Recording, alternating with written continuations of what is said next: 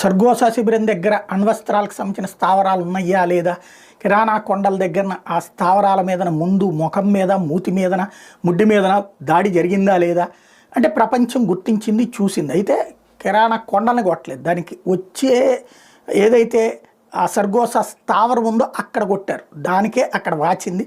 దానికి సంబంధించిన ట్రెమర్స్ నిన్న కూడా వస్తున్నాయి. అదే సందర్భంలో లీక్ లేదని అమెరికా తప్పించే ప్రయత్నం చేస్తుంది, పాకిస్తాన్కు అనుకూలంగా అన్నటువంటి చర్చ నడుస్తుంది. ఇదంతా ఒక ఎత్తు అయితే ట్రంపే మాట్లాడాడు, ఇంకేమి సాక్ష్యం అక్కడ అణుయుద్ధం జరగకుండా ఆపా, అణుయుద్ధం జరగకుండా ఆపా, లక్షల ప్రాణాలని కాపాడా అని.